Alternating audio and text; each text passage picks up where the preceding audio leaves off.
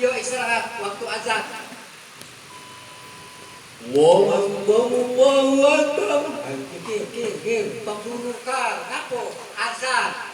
Tuh. Jadi Pak, kalau kita mendengarkan azan di masjid, tolong jangan dulu kegiatan. Makanya Rasulullah melarang umatnya sholat di masjid azan sedang dikumandangkan. Kalau sholat selesai kan dulu azan. Gitu kan? Munkar nakir istirahat Pak Bu. Setelah La ilaha illallah kir panjang lagi laju lantai. Begitulah Pak tamtum di alam kubur itu. Gak baca kita minta tolong sama siapa? Gelap gulita. Oleh karena itu Pak Bu, kita semua yang hadir ini kepingin supaya kuburan kita terang. Mau kuburan terang. Kalau mau kuburan terang Pak Bu, laksanakan 3 hal. Nah, ini kan ilmu ini. Yang pertama Pak Bu, jangan tinggalkan sholat rawatib. Sholat sunat rawatib jangan ditinggalkan. Sholat sunat itu Rasulullah lampu di alam barzakh. Mana sholat sunat rawatib? Menurut riwayat Abi Hurairah Pak Bu ada 12. Menurut Anas Ibnu Malik cuma ada 10. Sahih kan?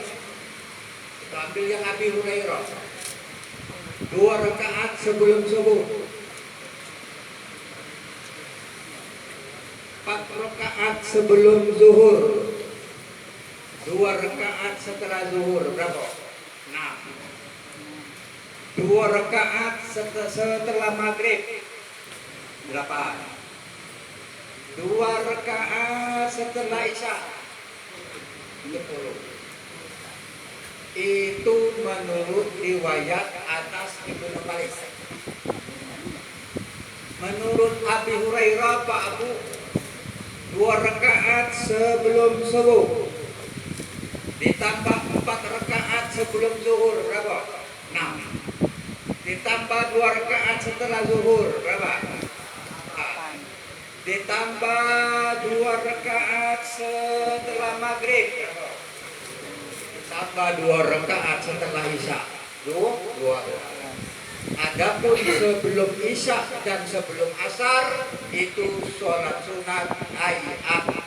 Rasulullah mengerjakan juga, tapi tidak seperti muakkad. Adapun qabla maghrib tidak ada, ba'da subuh tidak ada. Kami belum menemukan dalil Rasulullah sholat qabla maghrib. Oi, Ustaz, aku dina sholat ini tahiyatul masjid. Sholat tahiyatul masjid sebelum azan Pak. Kalau sudah azan bukan lagi tahiyatul masjid, namanya kan rawatib. Ba'da qabla maghrib ada enggak? Rawatibnya tidak ada. Ngapa? Sebab Rasulullah melarang 2 waktu sholat. Pertama, matahari nak terbenam, yang kedua matahari nak terbit. Makanya tidak ada ba'da isya, tidak ada qabla maghrib. Nah, bagi yang melaksanakan sholat qabla maghrib, kami tidak tahu sholat apa. Silakan bertanya dengan yang ahli. Kami sudah berapa kitab fikih besar kami cari, belum ketemu kan. Maka kami tidak mengerjakan. Bapak Ibu yang kami hormati, kalau kami baca di Masjid Hilas ini, yang merek berjalan itu ada pelajaran fikih, itu kan? Nah, nanti tanya. Jadi ibu-ibu, bapak-bapak, ilmu sekarang ini perlu dicintai. Belajar tasawuf silakan, bagus. Nah, sampai mana lagi kita? Munkar nakir. Adapun yang namanya syahid dunia itu Pak Bu,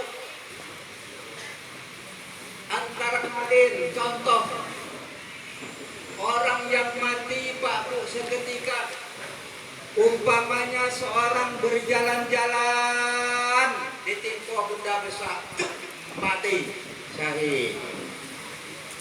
Sedang bermotor, terlalu timpa tiang lampu, tiang listrik, jatuh, mati, syahid. Tapi jangan diniatkan. Aduh, wak nongol, dinanya dengan orang yang nebang kelapa, rangring, wajib baik.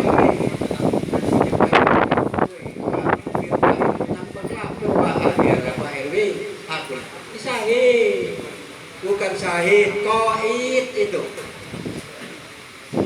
Ada lagi Pak Bu, syahid ini syahid dunia. Seorang ibu yang melahirkan anaknya hidup, ibu berjuang dengan menyebut nama Allah, mati. Syahid ibu tadi. Jaminannya surga. Jadi kalau ibu-ibu melahirkan anaknya lahir hidup, ibu yang melahirkan tadi mati, namanya syahid dunia, balasnya surga. Jadi ibu-ibu yang takut-takut melahirkan. Pak, yuk tahu luar gua gitu. Di Cina juga Cina itu. Tiap tahun beranak. Kita itulah dibatasi. Ya begitulah kira-kira Pak. Ada lagi orang yang syahid dunia itu Pak Bu, orang kalau tidak mati di air, kalau tidak mati di api. Jadi kami dusun uang gila babi. Pokoknya uang gila Pak Bu, dia kalau mati pasti masuk surga.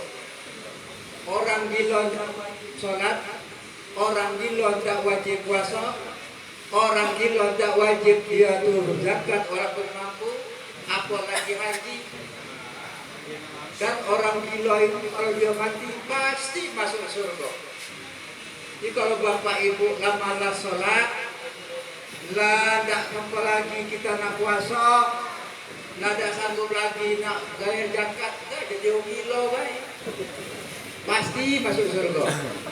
Tapi tak tepat jadi orang gila. Hadirin bapak ibu yang kami hormati. Mana? Masih terus apa ini? Belum, ada yang mana ya? Kalau yang ada mana makan dulu ada bapak. Adapun orang yang syahid akhirat saja. Orang yang syahid akhirat saja Pak Bu, orang yang mati dalam keadaan husnul khatimah. Orang yang mati dalam keadaan ibadah. Kita yang hadir ini sedang ibadah. Balik sampai ke rumah nanti. Maaf, sampai ke rumah kita ini datang aja. Insya Allah namanya husnul khatimah. Syahid akhirat. Bapak-bapak, orang yang mati sedang ibadah seperti sholat. Mungkin bapak pernah, bapak-bapak ibu-ibu buka YouTube, ada orang yang setengah, ya yang setengah normal masuk masjid sambil marah-marah. Lalu kata kiai yang marbat masjid dibolehkan. Oleh ustaz itu Pak Bu langsung dimono.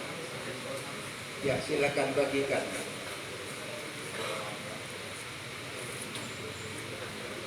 Ya sambil Pak, sambil Pak. Ya sambil enggak apa-apa. Ya. Akhirnya oleh ustaz yang di masjid itu diambil lah yang orang gila ini kan. Ya orang itu kurang sesendok sebenarnya. Gila itu belum sampai dia. Kurang sesendok. Akhirnya dituntunlah berwudu. Sudah dituntun berwudu, diajarlah sholat. Jadi ustaz tadi ngimami, jadi boleh sholat. Begitu sholat, Pak itu sholat asar. Begitu sholat 2 rakaat, sujud, tidak berangkat lagi. Yang orang-orang sesendok tadi, orang gila tadi. Sedang sujud, tidak berangkat lagi. Ustaz saya terus sembahyang. Sudah salam kanan, salam kiri. Ustaz saja langsung menangkapkan yang makmum ini. Ternyata mati. Syahid akhirat. Bapak Ibu sekalian, husnul khatimah itu Pak Bu dapat banyak berdoa bersurah Fatimah.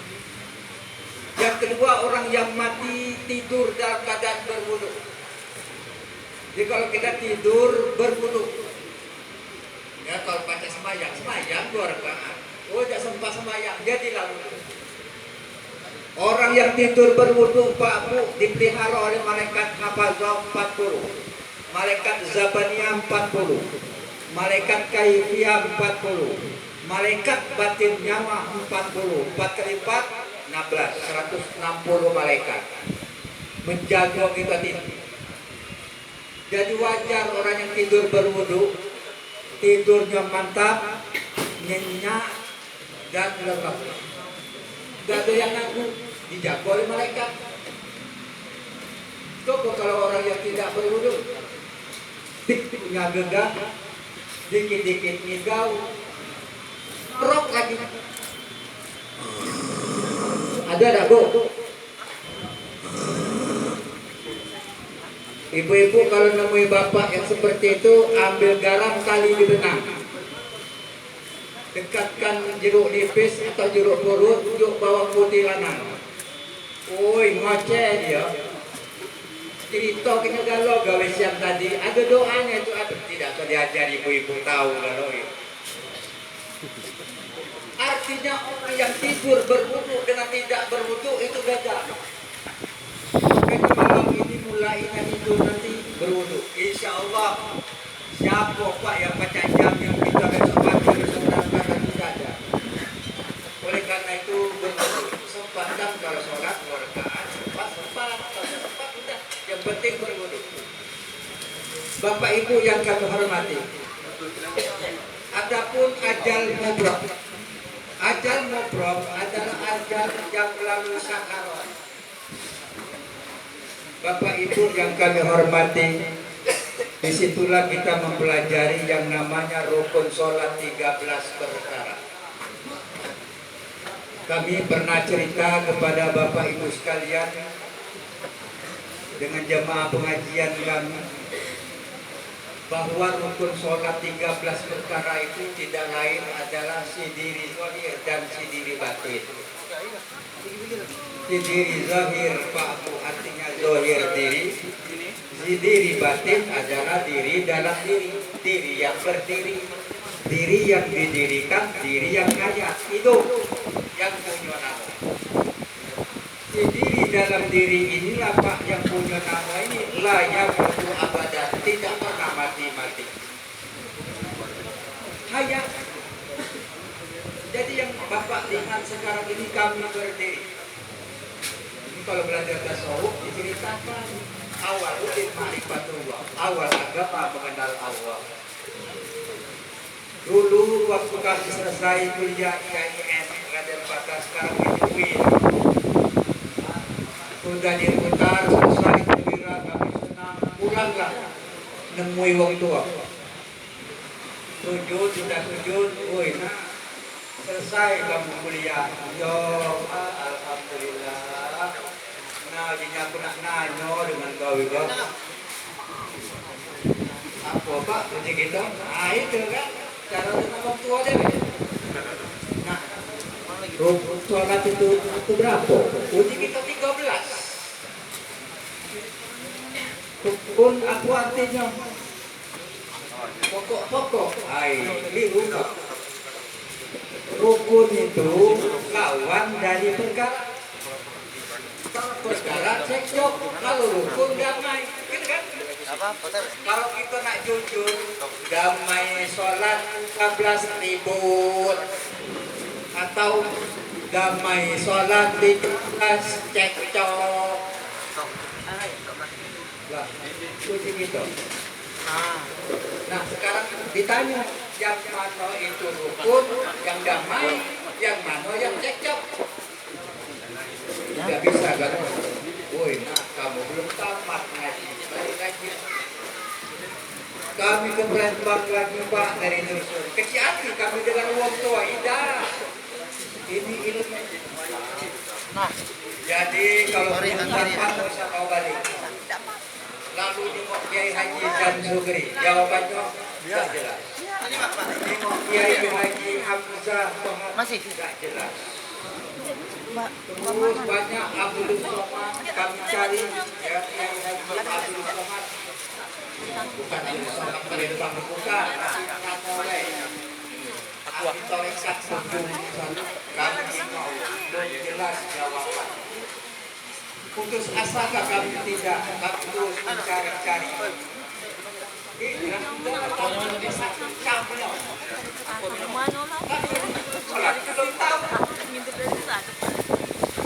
3 tahun Pak kami mohon munajat kepada Allah. Ya Allah, mohon petunjuk yang menurut sholat di mana. Lalu kami dapati Pak di dalam kitab Ihya Ulumuddin Imam Ghazali jilid 4 halaman 271. Yang panjang macam kitab kuning buka dengan ada jawabannya. Bahasa Indonesia-nya begini. Uji Imam Ghazali rukun sholat 13 perkara, 12 diri zahir, 1 diri batin. Nah, ini kan. Lalu kami telah lagi semakin kami semakin ilmunya. Di diri zahir ada 12, diri batin ada 1. Di diri batin di dalam diri, diri yang didirikan, diri yang sholat. Diri yang sholat ini tidak lain adalah La ilaha illallah Muhammad Rasulullah.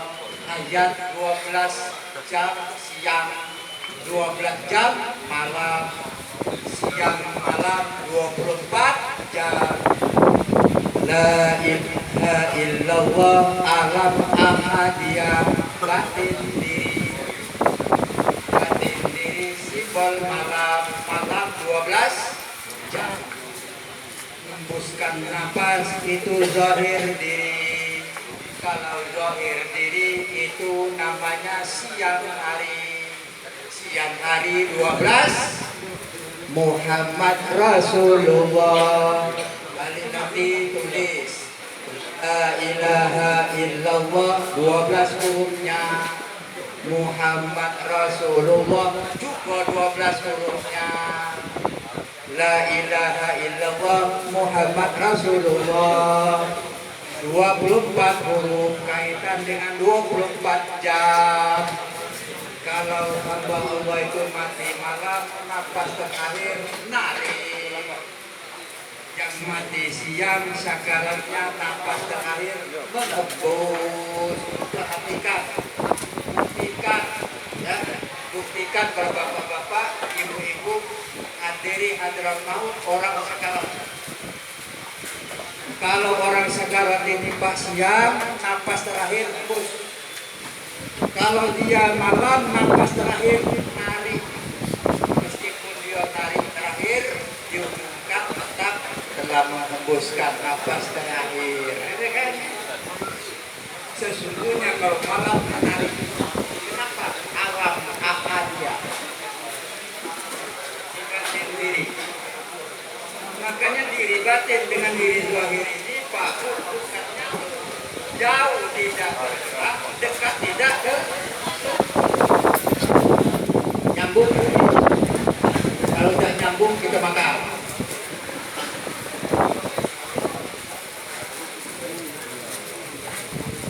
Jadi zahir diri tadi 12. Mana 12?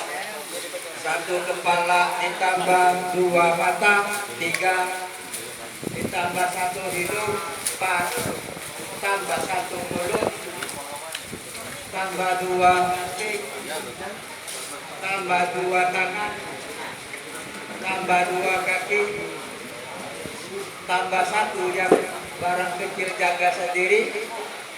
Nah, kalau yang itu kayak Pak, tidak kantik nyamu dalam diri batin kita nih. Apa namanya? Mati. Itulah rukun sholat 13 perkara, 1 diri batin, 12 diri zahir. Makanya sulit nak usul. Allah Akbar.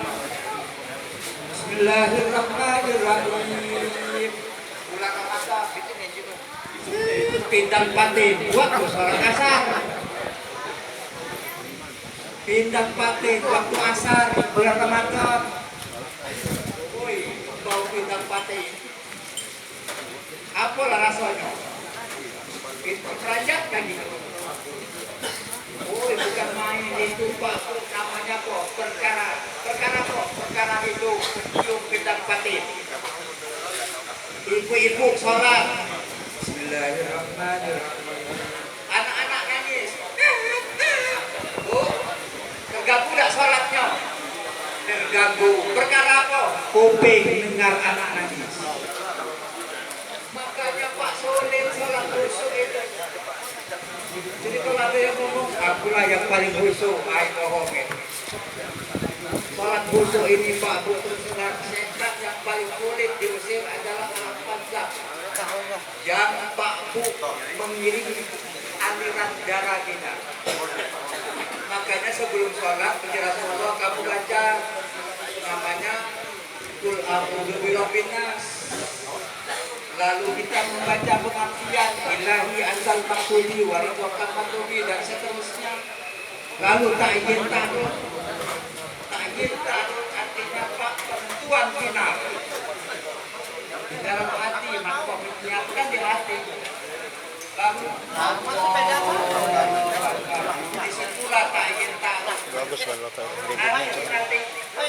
Kalau Allah terbayang tahu di kulkas, tahu isi sholat kita. Hati-hati Pak Bu, makanya kalau belajar tasawuf tanyakan. Hadirin yang kami hormati, sekarang kita pegang kaki dingin, pegang betis dingin, sampai bahu dingin. Pak, kalau sudah sampai bahu dingin, tolong dilihat di bawah kuping sebelah kanan. Kalau di bawah kuping sebelah kanan ada 3 kali, berarti detik-detik sakarat. Bapak Ibu yang kami hormati, orang yang nak mati ini tidak lagi bisa lihat siapa yang hadir. Lihat kanan, lihat kiri, tidak ada tahu lagi. Oleh karena itu Pak Agus, dia hanya tahu tamu yang datang pada saat itu. Tamu yang datang Pak ada 5. Yang pertama Israel. Lihat mau mati, lihat ujung kaki. Kalau sudah melihat ujung kaki berarti Israel datang. Assalamualaikum hai fulan bin fulin. Nari belum nyambut, baru 7 tahun. Datanglah tamu yang kedua dari arah sebelah kanan, jin Yahudi. Jin Yahudi ini menyerupai ayah kandung kita meskipun dia orang mati. Dan dia membawakan dia berisi air merah. Lalu ketika dia menoleh ke kiri, datanglah tamu yang ketiga, jin Nasrani, membawakan dia berisi air kuning. Seketika Pak Bu dia ini melihat matanya melotot dan bibirnya nyimut-nyimut. Kita yang hadir teteskan air. Teteskan air, tidak bisa lagi dia minum. Lalu seketika dia mau senyum dan mampu lagi. Dia dan enak kita melihat. Datang tamu yang keempat, malaikat Zabaniyah dari surga. Puji malaikat layak rujul ruhul mu'min hatta yara makanahu bil jannah. Rasulullah bersabda, tidak belum dicampur ruh orang beriman sebelum dia melihat tempatnya surga. Insya Allah kita semua seperti itu, amin. Amin ya Allah. Kalau orang baik-baik yang terima datang lagi. Setelah itu datanglah malaikat yang kedua. Datang dari arah kaki. Kaki berdalil, jangan kau pisahkan ruh dengan jasadku. Aku banyak datang ke majelis taklim, ke masjid, lari ke tangan. Puji tangan, jangan kau pisahkan ruh dengan jasadku. Aku banyak membantu orang sedekah, bukan sombong. Puji tangan tadi. Setiap Jumat mengisi celengan masjid ikhlas doa. Jadi bapak-bapak kalau masjid Jumatan sampai besok Jumat kan. Woi bawa duitnya 2.000, 5.000, jadi kau lipat ya. Lu ingatkan suami, yuk duit 2.000, 1.000, jadilah. Remi, celengan itu, jangan celeng itu. Becaknya mobil rem belum. Direm dengan duit 2.000. Dengan duit. Woi besar pahalanya, tanah berjalin, lari ke mulut. Uji mulut jangan kau pisahkan ruh dengan jasadku. Aku banyak zikir dan berselawat. Akhirnya malaikat Israel mengaku, ya Allah, ya Tuhanku, aku tak mampu memisahkan ruh hamba-Mu. Apa dia Allah? Pisahkan ruh hamba-Mu. Tempat aku menurunkan rahmat. Allah menurunkan rahmat dari atas. Pak, kalau kita duduk ada cecak lewat, ubur-ubur, Pak cecak tadi, apa? Rahmat dan jam. Maka Israel datang ke arah kepala. Oh, biji mantau nama sini nak. Itu tandanya baru detik-detik sesaat lagi. Oleh karena itu di dalam hadis disebutkan kalau kita hadratul maut, duduklah sebelah kanan, duduklah sebelah kiri. Jangan ujung kaki, jangan ujung kepala. Benar hadisnya. Yang duduk ujung kepala itu siapa tahu mereka Israel salah peningkau. Nak nyabut yang itu urungan tercampur dengan yang duduk lagi. Yang nak mati urungan yang duduk duluan mati. Bapak Ibu yang kami hormati, jam 8:15 menit. Terakhir yang kami bicarakan. Marilah Pak almarhum ini kita jadikan ibadah. Kita jangan takut dengan mati, tetapi kita bersiap untuk awwalu ma yuhasabu fi yaumil qiyamah as-shalah. Yang pertama kali dihisab adalah amal kita ini sholat. Apabila sholatnya baik, iza saluhat sholatlah kullu amali. Apabila baik sholatnya, maka baiklah semua amal. Sebaliknya iza fasadat kullu amal. Apabila sholat kita kurang baik, maka tidak baik semua amal kita. Makanya kita mari perbaiki sholat. Dari wudu kita perbaiki. Tidak tahu bertanya, Pak, sholat ini yang penting kita khusyuk. Tolong, terutama yang jadi imam masjid. Kalau nak jadi imam itu, Pak, teruslah kepada yang imam itu. Makanya Rasulullah kalau kita jadi imam, kita ingatkan makmum sambil menyebutkan istawu. Kita melihat makmum. Sebab makmum ini ada yang muda, ada yang tua. Jangan terlalu panjang ayat yang kita baca, dan Fatihahnya jangan terlalu elek, dan cepat jangan sakit tempat kita itu. Kalau sentak sakit, macam Fatihah, jiji 4 jalan 80. Ngerti lah, jiji 4 jalan 80. Bismillahirrahmanirrahim. Alhamdulillahirrahmanirrahim. Doa puji makmum. Jadi sholat itu dol kata imam, am kata makmum. Jadi sholat dol puji malaikat. Lanjutlah kamu aku nak kali tidak nyata puji malaikat. Jadi sholat itu jangan terlalu cepat, jangan terlalu lambat. Masuk ayat lama itu juga, jangan terlalu panjang, tapi jangan terlalu pendek, yang sedang-sedang saja. Jangan kita itu Pak, pukul diri deh. Kalau jadi imam doanya jangan terlalu panjang. Dekat rumah kita tuh ada wak yang nak jadi, kalau sholat jadi imam tuh. Kalau dia maca doa panjang dari Palembang ke Batu Rajo. Kalau tidak disuruh imam merajuk balik wak. Jadi menghormati wak itu jadi imam dia. Bulan Ramadan Pak, begitu jadi imam, maca doa panjang munan. mulai dari 10 hafalan doa dibaca segala-gala. Allahumma rabbana la tuzigh qulubana ba'da idh hadaitana wa hab lana min ladunka rahmatan innaka antal wahhab. Rabbana la tu'akhidhna in nasina terus. Rabbana wa la tuhammilna terus. Ujim berjamaah kapan Rabbana atina nurun. Terus dia baca Rabbana zalamna anfusana wa illam taghfir lana. Uji yang paling pinggir pula jenggol kawan. Lah berat dengan ujinya coy. Bagi kawan. Yang kawan sebelah. Oh sampai yang paling tunduk. Yang paling ujung bawa sejadah.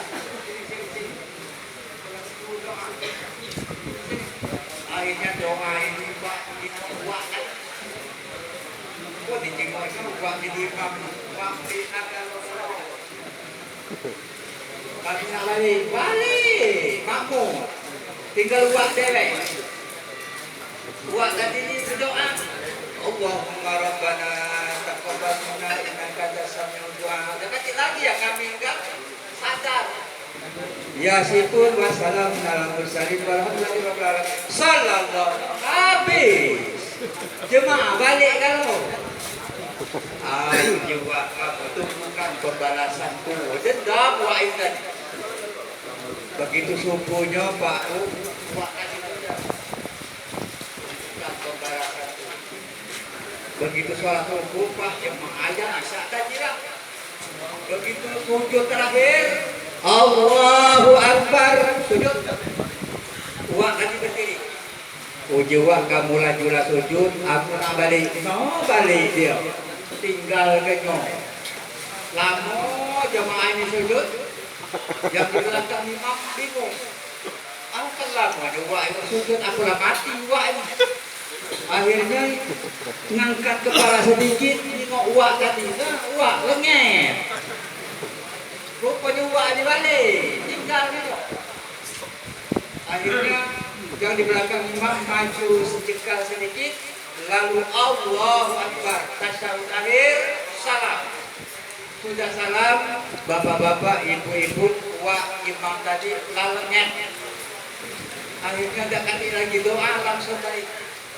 Begitu keluar masjid, rupanya wah tadi berdiri. Rasain tuh ujinya. Satu-satu. Wah itu wah tadi. Jadi bapak sekalian untuk wah itu lah mati sekarang. Andai kan masih hidup, kacau juga. Bapak ibu yang kami hormati. Dan yang kedua kami berpesan, kita ini kan dalam lagi Ramadan. Mari kita semua mempersiapkan diri, jaga kesehatan. Makanya Rasulullah mengajarkan kepada kita semua, Allahumma barik fi syahri Syaban, fi syahri Rajab wa Syaban, wa balighna fi syahri Ramadan. Ya Allah, kami mohon keberkahan bulan Rajab dan bulan Syaban, dan sampaikan ya Allah kami ini ke bulan Ramadan.